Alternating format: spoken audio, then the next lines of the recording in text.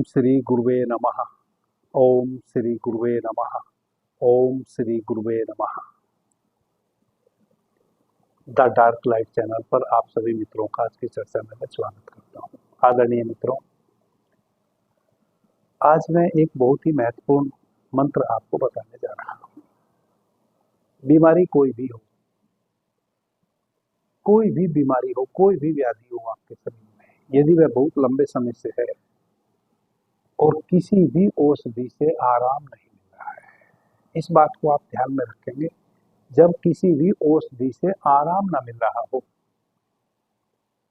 कोई भी व्याधि हो, यदि बुखार ही है और लगातार महीनों से बुखार है, अनेकों चिकित्सकों से हमने चिकित्सा करा ली, उसके उपरांत भी बुखार नहीं जा रहा है, या कोई और दूसरी व्याधि है, तनिक भी उसमें आराम नहीं मिल रहा है, अनेकों चिकित्सकों के पास दौड़ने के उपरांत भी, तब आपके यह मंत्र काम आएगा जो आज मैं आपको बताने जा रहा हूं। जरूरी नहीं है कि आप के घर में, आपके परिवार में या आप स्वयं किसी ऐसी व्याधि से ग्रस्त हो जिसमें किसी चिकित्सक के लाख प्रयास के उपरांत भी आपको आराम ना मिल रहा, यह जरूरी नहीं है। भगवान करे ऐसी समस्या किसी को भी ना हो, लेकिन यदि किसी को है, फिर यह भी जरूरी नहीं है कि जिसको है वह इस मंत्र का प्रयोग करे। तो जितने भी मित्र आप मुझे सुन रहे हैं, मैं विश्वास पूर्वक एक बात आपसे कहता हूं। जब मैं छोटा था तो मेरे गांव में, मेरा नदी के किनारे गांव है, यमुना नदी के किनारे मेरा गांव है। तो यमुना नदी के किनारे कुछ सिकलीगढ़ जाति के लोग, जिनको खानाबदोश कहते हैं, जो जहां तहां एक फैमिली होती है, अपने कांधे पे ही वो एक बांस में कपड़े लगते अपने बांध के और इधर से उधर यात्रा करते रहते हैं। तो वे सिकलीगढ़ जाति के लोग मेरे गांव में प्रत्येक वर्ष आया करते थे। वे यमुना नदी के किनारे कहीं भी अपना 10-15 दिन के लिए आके ठहरते थे।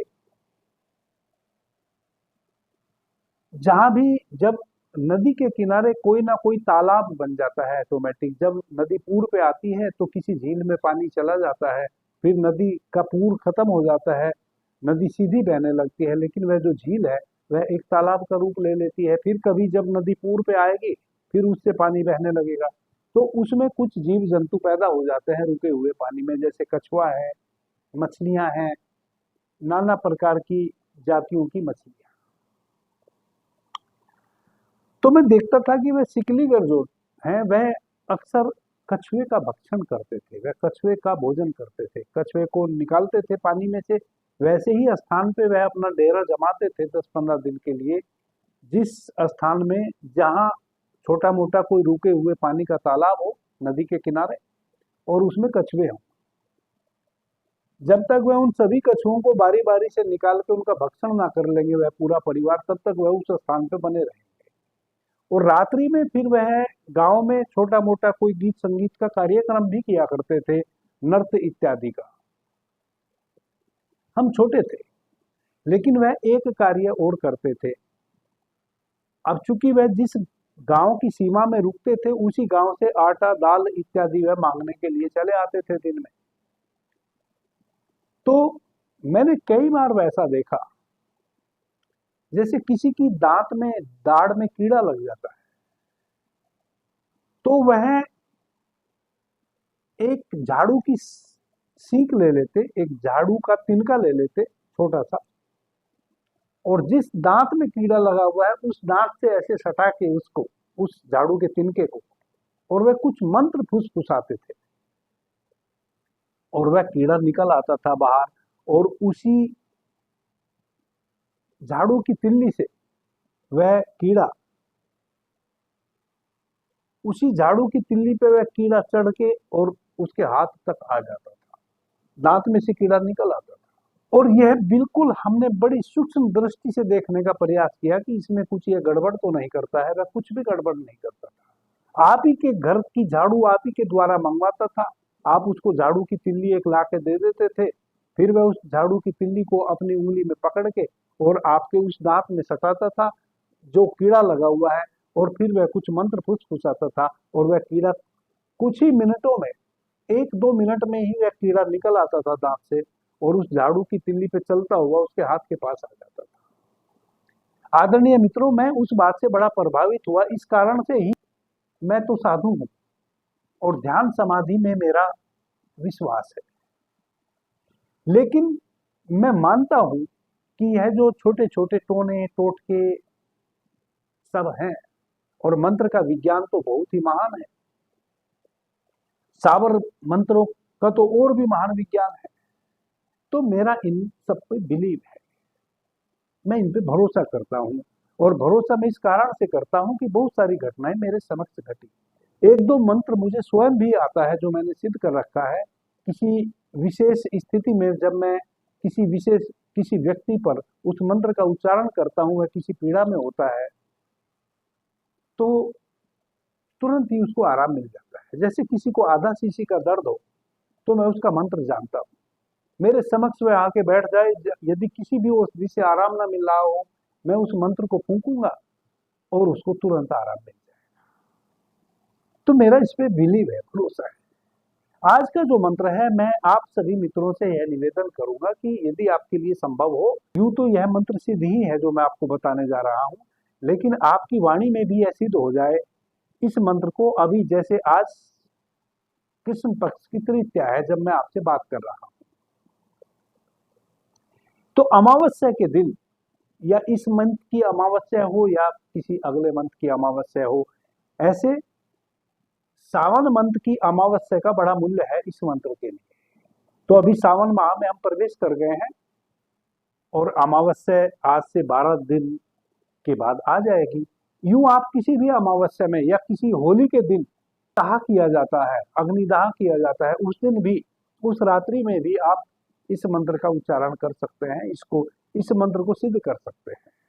सावन माह की जो अमावस्या है, इसमें भी यह मंत्र सहजता से सिद्ध होता है। क्या करना है, आप इस मंत्र को अर्धरात्रि में, सावन माह के अमावस्या जो पड़ रही है, अर्धरात्रि में आप एक तेल का दीपक जला लें, उत्तरी दिशा में आप मुंह करके बैठ जाएं, उस सरसों के तेल का दीपक जलाना है। और छोटे छोटे बच्चे पहले गोली खेला करते थे कांच की, जिसको मार्बल बॉल भी बोलते हैं, कांच के कंचे जो छोटे छोटे बच्चे पहले खेला करते थे, वह कंचे कहीं से ले आए। 108 कंचे आप ले आए, एक कटोरे में उस 108 कंचे को रख लें, दूसरा कटोरा खाली रख लें, सरसों के तेल का दीपक जला लें। 108 टाइम आप इस मंत्र का उच्चारण करें जो मैं बता रहा हूं। कैसे करना है, मंत्र को बोलना है, एक कांच के कटोरे में जो आपने कंचे रखे हुए हैं, मार्बल बॉल रखी है, वह मार्बल बॉल उठानी है और खाली कटोरे में डाल देनी है। फिर दोबारा मंत्र का उच्चारण करना है, दूसरी बॉल उठानी है और कांच के कटोरे में डाल देनी है। इस प्रकार से 108 टाइम आप 108 कांच के जो बॉल हैं वह आपने उस खाली कटोरे में भर दी, एक एक मंत्र के उच्चारण के साथ। वापस फिर पुनः आपने 108 टाइम इस मंत्र का उच्चारण करना है और वापस उसी कटोरे में फिर से वह कांच की एक एक बॉल मंत्र के उच्चारण के साथ डाल देनी है। उसके बाद यह मंत्र सिद्ध हो गया। अब इस मंत्र का आप कभी भी प्रयोग कर सकते हैं, किसी पर भी, वह मैं बताऊंगा कैसे प्रयोग करना है। पहले आप मंत्र को समझ लें।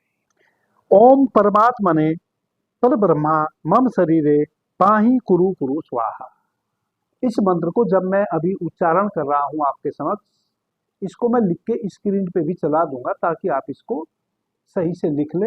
हो सकता है मेरे स्पोकन में कुछ आपको अंतर लगे, मैं कुछ कह रहा हूं आप कुछ समझ जाएं, इस कारण से जब मैं इस मंत्र को बोल रहा हूं तो यह स्क्रीन पे आपको लिखा हुआ भी दृश्यमान होगा, आप इसको नोट कर लेंगे। इस प्रकार से आप इस मंत्र का उच्चारण करें। एक बोल 2 कटोरे ले लें, 108 कांच की गोली ले लें। कांच की गोली ही लेना है, बस इस बात का ध्यान रखें। यह मंत्र किसी माला पे आपको सिद्ध नहीं करना है, वह कांच की गोली से ही सिद्ध करना है। इस प्रकार से एक बार आप भरे भरे कटोरे से इस मंत्र का उच्चारण करते हुए खाली कटोरे में एक एक गोली डालते चले जाएंगे और एक एक बार मंत्र का उच्चारण करते चले जाएंगे। वापस से फिर उस कटोरे से वापस आप पहले कटोरे में एक एक गोली डालते चले जाएंगे और इस मंत्र का उच्चारण करते चले जाएंगे। यानी कि इसको आप ऐसा समझें कि 2 माला करनी है आपको, 108 टाइम एक बार और 108 टाइम एक बार,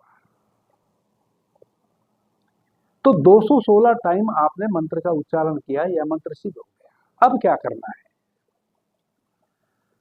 शनिवार, रविवार, मंगलवार, इन 3 दिनों में जब आपका सूर्य स्वर से आप श्वास ले रहे हो, यह आप जानते हैं स्वर विज्ञान में मैंने पीछे चर्चा की है कि आप कुछ समय अपने बाएं स्वर से श्वास लेते हैं, कुछ समय अपने दाहिने स्वर से श्वास लेते हैं।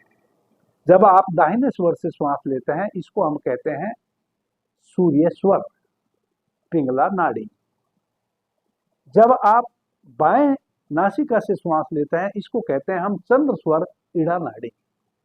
तो इड़ा पिंगला ये 2 नाड़ियां हैं हमारी, जिनके माध्यम से हम प्रत्येक 1 घंटे में परिवर्तित होते हुए श्वास लेते रहते हैं। 1 घंटा हमारी इड़ा नाड़ी चलेगी तो फिर 1 घंटा हमारी सूर्य नाड़ी चलेगी, पिंगला नाड़ी चलेगी। और बीच में जब हमारा श्वास इधर से उधर ट्रांसफर होता है तो 12-13 श्वास हम दोनों नासिका से बराबर लेते हैं, उसको कहते हैं सुषुम्ना नाड़ी का चलना।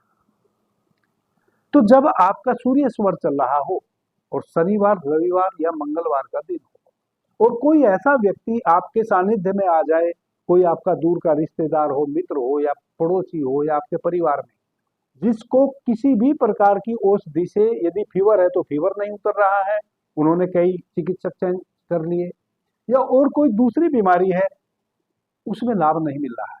यह सर्व रोग हर मंत्र है, कोई भी रोग हो, लेकिन शर्त यही है कि वह ठीक ना हो रहा हो किसी भी चिकित्सा से। तो मैं यह नहीं कह रहा कि आप उसकी चिकित्सा बंद करवा दें, वैसे व्यक्ति पर यह मंत्र बहुत ही बेहतरीन रूप से कार्य करता है। इसका मतलब व्याधि और आधि दोनों का इफेक्ट है उस व्यक्ति के शरीर में। जिसने भी इस मंत्र को सिद्ध किया हो वह क्या करें, 1 गिलास पानी ले ले, कांच का गिलास हो, उसमें बाएं हाथ पे उस गिलास को ऐसे रख लें और दाहिने हाथ के जो उंगली के अग्रभाग है उससे उस गिलास को ऐसे डाल दें और 21 टाइम आप इस मंत्र का उच्चारण करें आंख बंद करके।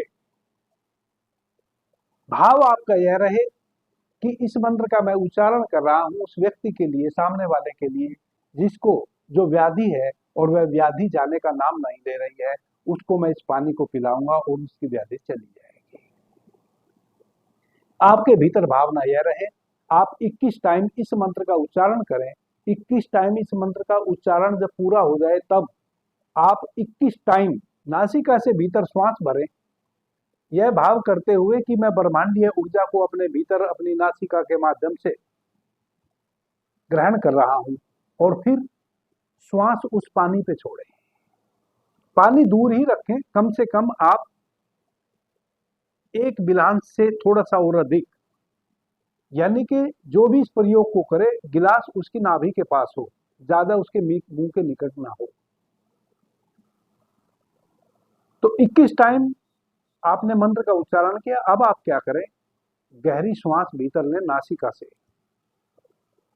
इस भाव के साथ कि मैं ब्रह्मांडीय ऊर्जा को भीतर आत्मसात कर रहा हूं और जो मंत्र का मैंने उच्चारण किया है उस मंत्र की शक्ति के साथ मैं इस ब्रह्मांडीय ऊर्जा को इस पानी में प्रविष्ट करूंगा, इस पानी को मैं अभिमंत्रित करूंगा। इस भाव के साथ मुंह से जैसे सीटी बजाते हैं वैसे वैसे उस पानी में अपनी श्वास को छोड़ दें। वापस फिर नासिका से श्वास लें, फिर उसी भाव से 21 टाइम आप इस भाव के साथ उस श्वास को उस पानी में प्रज्वलित करें। अब वह पानी आप उस रोगी को थोड़ा सा पिला दें, थोड़ा उसके ऊपर छींट दें, थोड़ा वह जिस बिस्तर पे, चारपाई पे जो या जिस कमरे में वह रोगी रहता है, उस कमरे में जहां तहां उस पानी को छींट दें, उसकी चारपाई पे छींट दें, उसके चारों तरफ छींट दें और थोड़ा सा पानी उसको पिला दें। शनिवार, रविवार, मंगलवार, एक सप्ताह में यह 3 दिन आप इस प्रयोग को कर दें। आप पाएंगे कि कहाँ उसकी वह व्याधि चली गई, चमत्कारिक रूप से वह रोगी ठीक हो जाएगा। इतनी अनुकंपा यदि आप इस मंत्र को सिद्ध कर लेते हैं, आप किसी पर भी यह अनुकंपा कर सकते हैं। और यदि कुछ नहीं भी हुआ तो अभी कुछ गया तो है नहीं। मेरे देखे यह मंत्र बहुत बार कार्य किया है, बहुत बार किया है, असफल तो लगभग कभी नहीं हुआ। अभी के लिए इतना ही। आपने मुझे ध्यान से, प्रेम से सुना, उससे मैं बहुत अनुग्रहित हूँ। सभी मित्रों को मेरा प्रणाम, धन्यवाद। हर हर महादेव।